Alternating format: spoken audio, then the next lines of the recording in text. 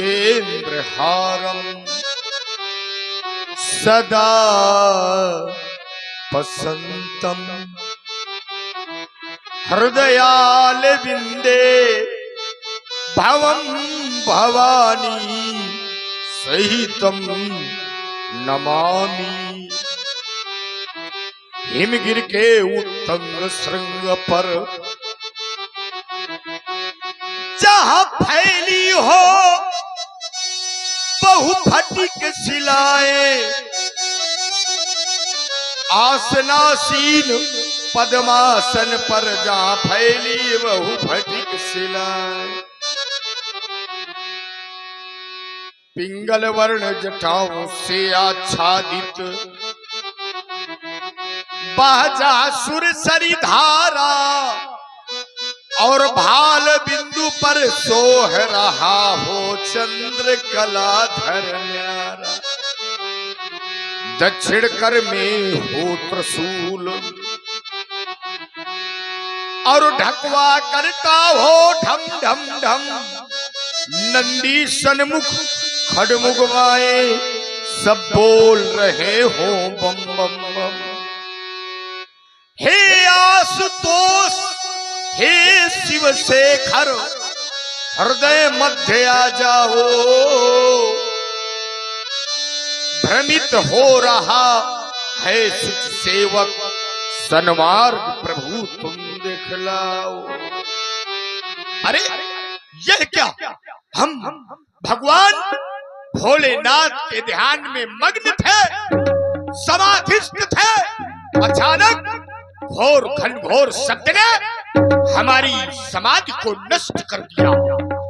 परशुराम को सावधान करने की सामर्थ्य किसी में नहीं है। कहीं भगवान भोलेनाथ आपने तांडव नृत्य के माध्यम से प्रलय करने की तो नहीं ठान ली, पर आपके द्वारा ऐसा अनुचित कार्य कभी नहीं किया जा सकता। तो फिर हमारी आश्रम की शांति आज खो गई है। ऐसा लगता है कि जैसे चारों ओर अशांति फैली है। आश्रम में बहने वाली त्रिविध वायु, शीतल मंद सुगंध जो आज बह नहीं रही है, रुक गई है। कारण क्या है? पर्वतों की शान तू कहाँ चली कहाँ चली, पर्वतों की शान तू कहाँ चली कहाँ चली, क्यों लपेटता गगन है, क्यों रो रही है धरा, क्या किसी दुष्ट के द्वारा चली जा रही है धरा। पर्वतों की शांति तू कहाँ चली कहाँ चली। समाधिस्थ होकर के विचार करना चाहिए कि हमारी आखिर समाधि नष्ट क्यों। अभी ज्ञात करते हैं।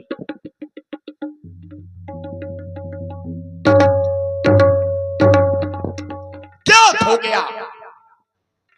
किसी पापी पाखंडी के द्वारा मिथिला में भगवान भोलेनाथ के आयुध पिनाक का खंडन किया है। अगर धनुष को तोड़ने वाला पापी है, अत्याचारी है, पाखंडी है, निर्दयी है, तो परशुराम के द्वारा ऐसे दुष्ट का वध किया जाएगा। पर धनुष को तोड़ने वाले केवल दो ही हो सकते हैं, या तो हरि या फिर हर। अगर हरि और हर के द्वारा, विष्णु भगवान के द्वारा या शंकर जी के द्वारा धनुष को तोड़ा गया है तो कोई बात नहीं है। पर अगर धनुष को तोड़ने वाला पापी है तो निश्चित ही उसका वध होगा। आश्रम में रहने वालों, आश्रम के देवी देवताओं, आश्रम की रक्षा करना। रेणुका नंदन परशुराम अल्प समय के लिए मिथिला के लिए प्रस्थान करता है। हर हर महादेव, बम विश्वनाथ।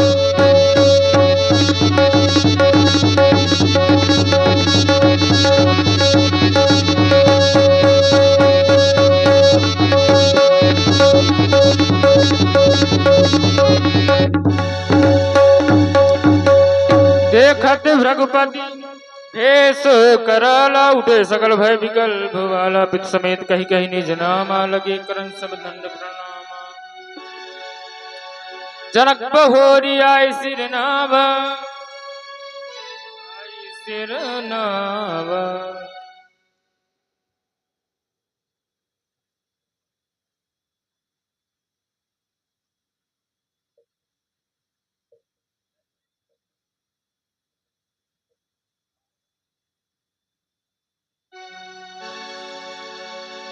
जनक बहोरी आए सिर नावा।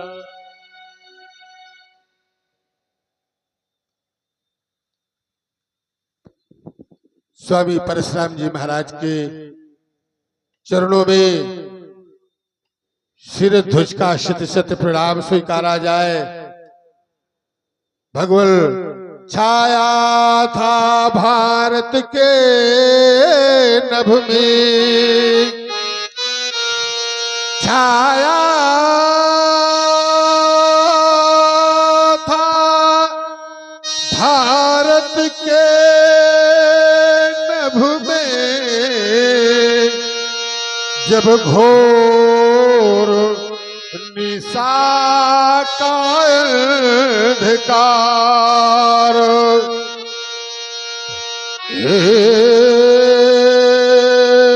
स्वामी श्रीमल परशुधरे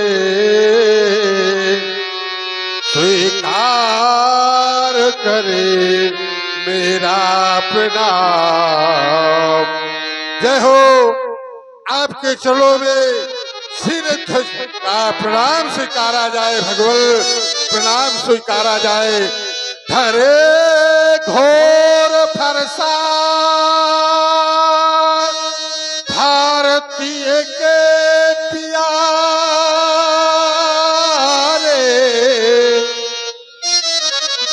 धरे घोर फरसा भारतीय के प्यारे, अधर्मी नृपों के तलों को सघारे, और महाघोर फरसा करो में है धारे। प्रभु बंदना है पदों में तुम्हारे। प्रणाम है भगवान। हाथ से रोमा पुत्र सीरत ध्वज जनक। इसको थोड़ा तेज करो। तुम्हारे लिए हम क्या आशीर्वाद दें? वो इसलिए क्योंकि योगियों में सबसे बड़े योगी तुम हो। जन का दया ब्रह्म विद्या में तुम्हें योगियों में सबसे बड़ा कहा गया है, तो फिर तुम्हें आशीर्वाद की क्या जरूरत है? पर जो महापुरुष होते हैं वो एक दूसरे महापुरुष का सम्मान करते हैं, और कुछ ऐसे लोग होते हैं कि महापुरुष बनते हैं पर आपस में लड़ते हैं। ये बुद्धिमानी बिल्कुल भी नहीं है। ये सोचना चाहिए कि आप भी अच्छे हैं और हम भी अच्छे हैं, और केवल ये ना सोचना चाहिए कि बस केवल हम ही अच्छे हैं। इस तरह में बात बिगड़ जाती है। तो आशीर्वाद है आपके लिए, आपके जीवन के लिए। जनक तुम्हें जग मंगलमय हो, जन जन की जान तुम ही हो, मूर्ति मधुर महान तुम ही हो, इस वसुधा की जान तुम ही हो, जनक तुम्हें जग मंगलमय हो। जाओ, तुम्हारे लिए आशीर्वाद है, तुम्हारा कल्याण हो, महामंगल हो। सिय बनाई प्रणाम करब। लाओ सखियों सीता को और भार्गव जी के चरणों में प्रणाम कराया जाए। आओ बेटी, ये भार्गव जी महाराज हैं, इन्हें प्रणाम करो। प्रणाम करने वाली बालिका का जिस समय दर्शन करते हैं तो ऐसा प्रतीत होता है मानो माता उमा, फिर ऐसा लगने लगता है कि कहीं स्वयं माता लक्ष्मी तो नहीं आ गई है, फिर ऐसा लगने लगता है कि मां ब्रह्मांडी तो नहीं है। इस बालिका को देख करके ऐसा भी लगता है कि जैसे स्वयं आदि शक्ति कन्या के रूप में आई है। जनक, इस कन्या का हम परिचय जानना चाहते हैं। इतनी सुंदर कन्या आज तक हमने देखी नहीं है, ज्ञात कराओ, बताओ ये बालिका तुम्हारी कौन है? मेरी पुत्री, इसका नाम सीता है। देव ऋषि नारद जी के द्वारा नाम रखा गया है ताश कुमारी जानकी पुनीता। नारद आए कहो तो सीता, सीता नाम है। भगवान अच्छा, आज घटना भी है इसके जीवन का, मैं आपको बता रहा हूं। किस भांति कहूं, किस भांति कहूं मैं अपने मुख से, अब मैथिल करुण कहानी बड़ी, हाँ कप उठता जिससे यह वज्र हृदय, वो सन्मुख आज सुनानी पड़े। मुनिनाथ था घोर अकाल पड़ा, घोर अकाल पड़ा, थी दशा भयानक इस मिथिला में। पीड़ाधारी देवर्ष ऋषि आ गए अचानक मिथिला में। तो कथनाय अनुसार श्री नारद के, कथनाय अनुसार श्री नारद के, कथना अनुसार श्री नारद के, हम दोनों प्राणी कृषक बने और कंचन का हल था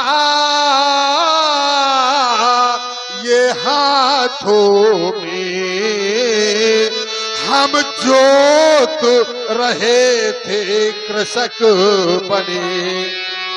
दक्षिण दिश हल रुक गया तभी, दक्षिण दिश हल रुक गया तभी,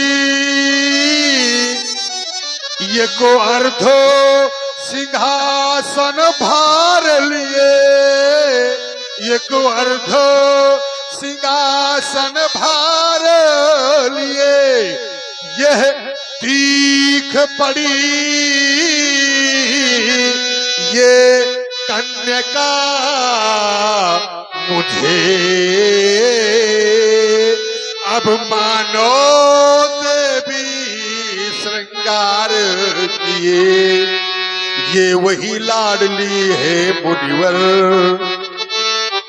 हाँ भगवान ये वही लाडली है मुनि जी, जो सन्मुख शोभा पाती है, जो सन्मुख शोभा पाती है। आशीष आपका ये चाहती है, चरणों में शीश झुकाती है। यही कथा है इस बालिका के जीवन की, यही कथा है भगवान। इस प्रकार से ये कन्या मुझे प्राप्त। राजा जनक जितने भी राजा हुए हैं वो केवल नाम के नृपाल हुए हैं, पर वास्तव में नृपाल तुम हो।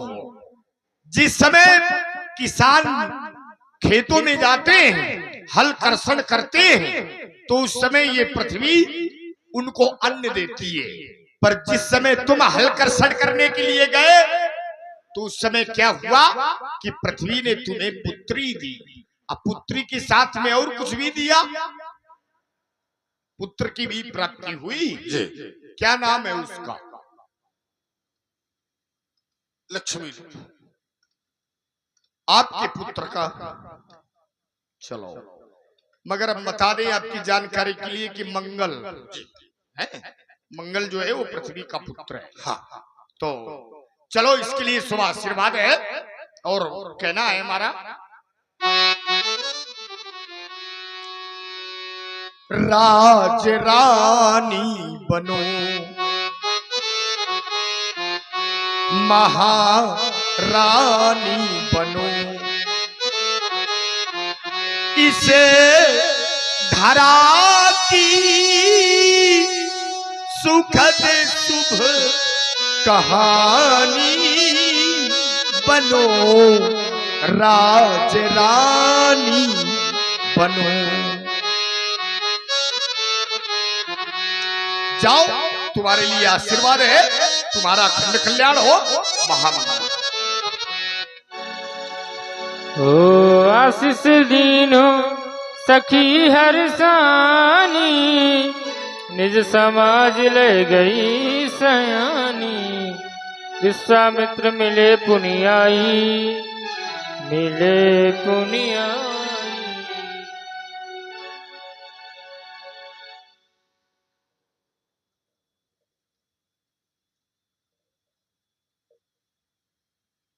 चलो बाबा, कहाँ घुसे हो? बाहर निकलो।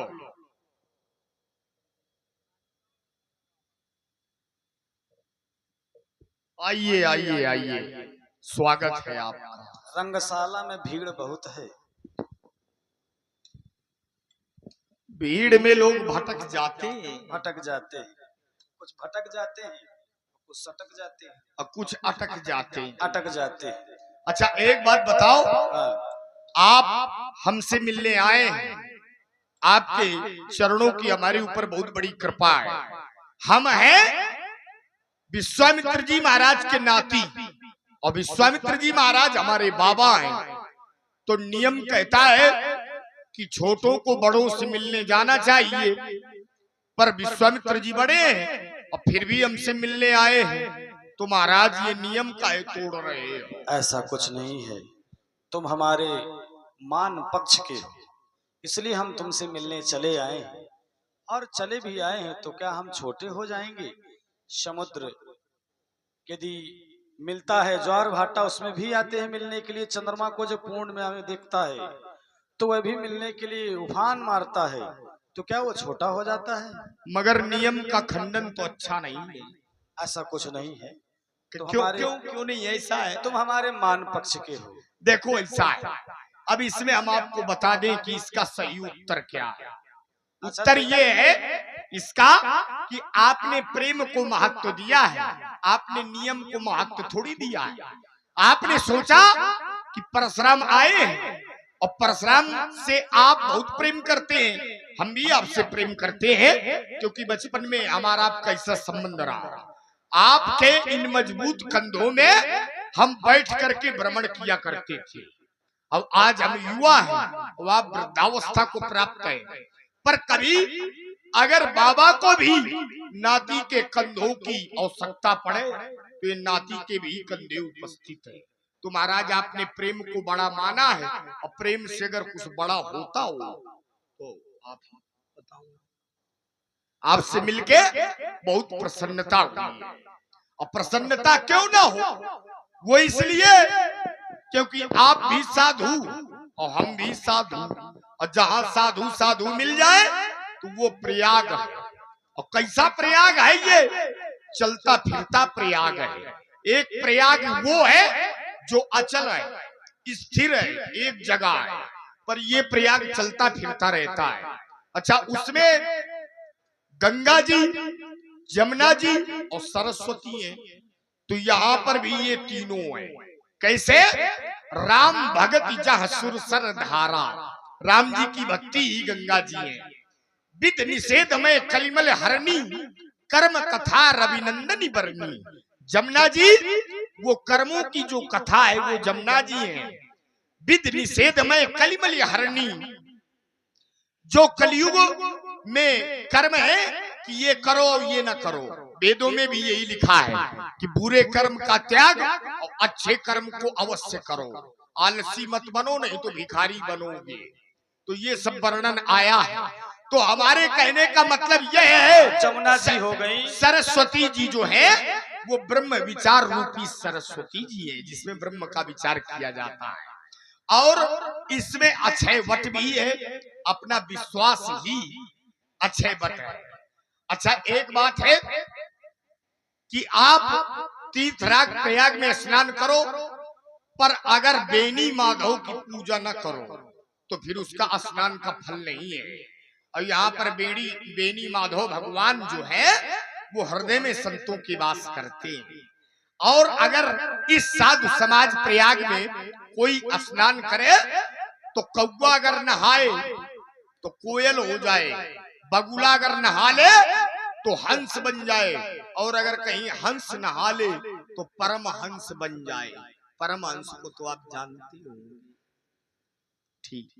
शंकर जी का पूजन करता रहता है। आप अकेले आए हो बाबा और खाली हाथ आए हो, जब आप जानते हो कि मानदान के पास, मंदिर में जाने पर और ज्योतिषाचार्य के पास, वैद्य के पास कभी खाली हाथ नहीं जाना चाहिए। तो कुछ लाए हो कि ठोसे हो? पद सरोज मिले दुब भाई। अच्छा, तुम यहाँ आए हो तो भूखे चले आए हो क्या? नहीं, प्रेम के कारण कुछ तो चाहिए। हाँ, मैंने सोचा शायद भूखे चले आए हो। आदत पड़ी है ना बचपन की। हाँ सही है। वत्स राम, सौमित्र लक्ष्मण, ये भार्गव परशुराम है, दोनों बंधु मिलकर प्रणाम करो। बाबा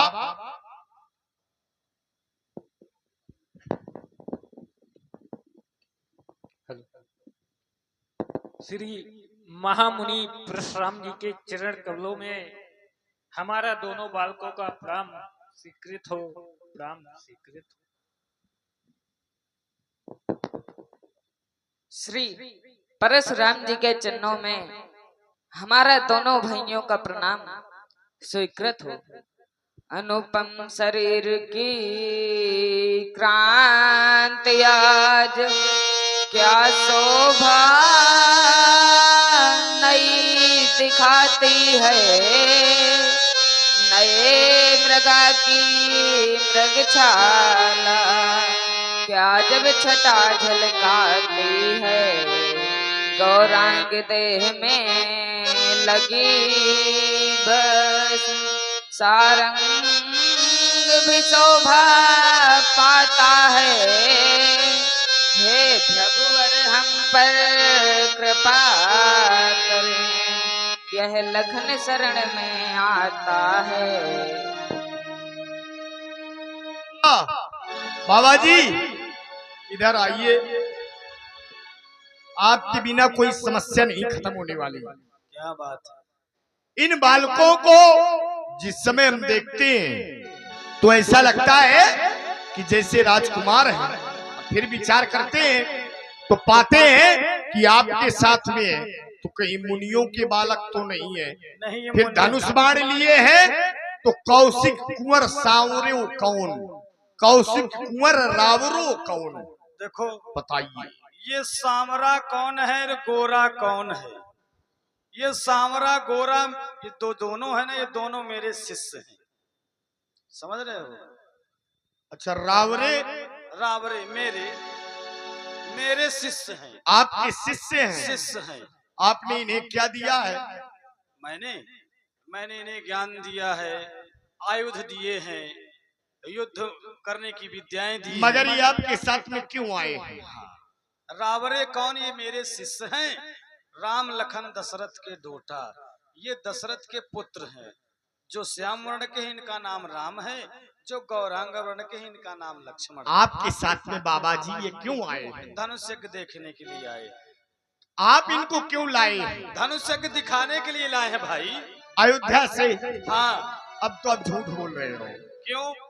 हमें लग रहा है।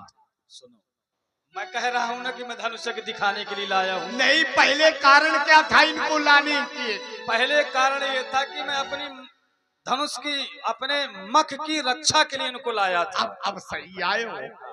आप ये तो कहो तो क्यों वहाँ तुम जा रहे हो? वो इसलिए जा रहे हैं नहीं मान ले, क्योंकि अभी बड़ा कठिन प्रश्न खड़ा करेंगे, इसलिए जा रहे हैं।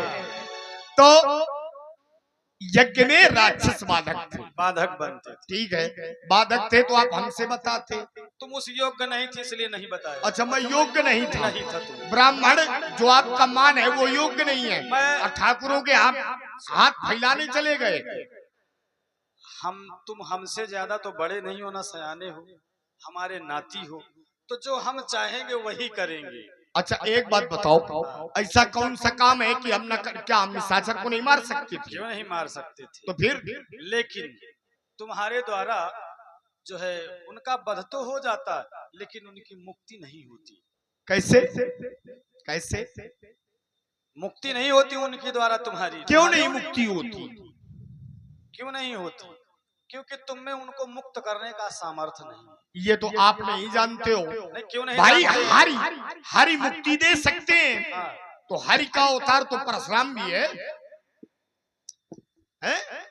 हरि का अवतार तो परशुराम भी है, लेकिन तो क्यों नहीं कर सकता? तुम निमित्त अवतार हो।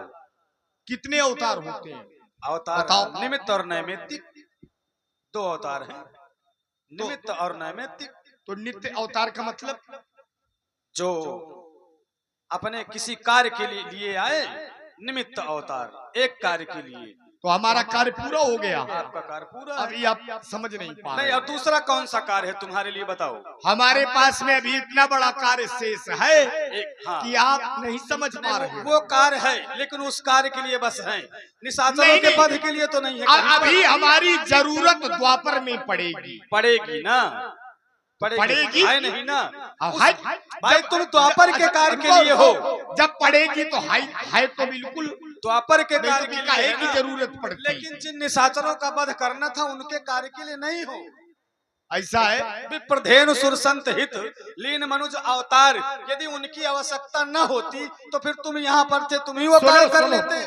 सुनो, इसमें सही ये है कि आप युवा शक्ति को आगे बढ़ाना चाहते थे, परशुराम सब कुछ करने में सक्षम। परशुराम तो वैसे भी युवा है, युवा ही रहेगा, वृद्ध रहेगा ही नहीं।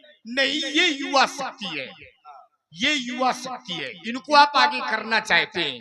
अब परशुराम को युवा शक्ति आप नहीं कह सकते। क्यों? इसलिए क्योंकि मैं नया थोड़ी हूँ। तुम जरठ हो ही नहीं सकते हो।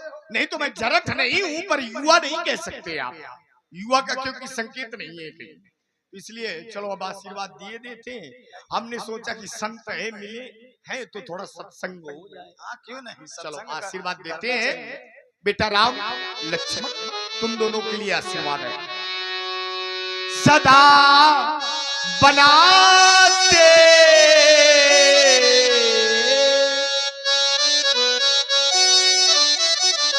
जग के बिगड़े काम, एक है लक्ष्मण एक है राम। बन जाओगे तुम्हें अभिराम, जग जग के तुम सबके राम। जाओ, हम तुम्हें आशीर्वाद देते हैं। अखंड कल्याण हो, महामंगल हो।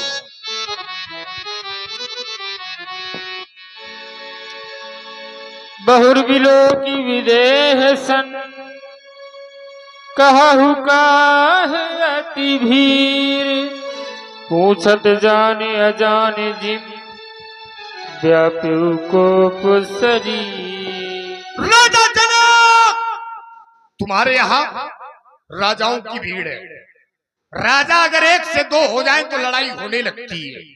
जैसे दो बिल्ली अगर एक साथ हो जाए तो लड़ाई होने लगती है। दो नारियां दो सर्प एक जगह हो जाए तो लड़ाई होने लगती है। इन राजाओं के आने का कारण व्यक्त कर हम जानना चाहते हैं। समाचार कही जनक सुनाए, जही कारण महीप सब बाए। सुनिए मुनिनाथ, एक काल में हमारी सुता, पूजन धनु हेतु भवन वेदिका सिधारी है। उलझ गई साड़ी वो दुलारी की ताही क्षण, तो खेचत में सारी उठो शंभु चाप भारी है। तोड़े जो चाप, तोड़े जो चाप, सोई जोड़े गांठ सीता सग। ऐ हो मुनिनाथ ये प्रतिज्ञा हमारी है। तो क्या धनुष टूट गया? टूट गया। सुनत वचन फिर अनत निहारे, देखे चापो खंड मही डारे। और हो गया अजगौ का विनाश। अजगौ ने दिखा दिया संसार कितना स्वार्थी है। जब तक अपना काम बनता है तब तक पूजा की जाती है, और जब काम निकल गया तो तुड़वा के अनाथों की तरह पृथ्वी में फेंकवा दिया जाता है। पर तुम चिंता मत करो अजगौ, तुम जाओ, भगवान तुम्हारी आत्मा को शांति दे। पर जिसने तुम्हारे साथ ऐसा व्यवहार किया है वो अब जीवित नहीं बचेगा। राजा जनक अतिऋषि बोले वचन कठोरा, कहु जड़ जनक धनुष के ही तोरा। धनुष को तोड़ने वाला कौन है? शीघ्र शीघ्र उसके विषय में हमको बता। बेगी दिखाव मूड न त्याजू, उल्टो मही जहलहि तो राजू। शीघ्र शीघ्र धनुष तोड़ने वाले को हमारे सामने लेकर के आ, नहीं तो हम तेरे राज्य की पृथ्वी को उलट पलट देंगे। अति डर उतर दे तो नपनाही, कुटिल भूप भरे से मनो माही। सभय बिलो के लोग सब जानी जानी की भीर, हृदय न हरस विषाद कछु, बोले श्री रघु।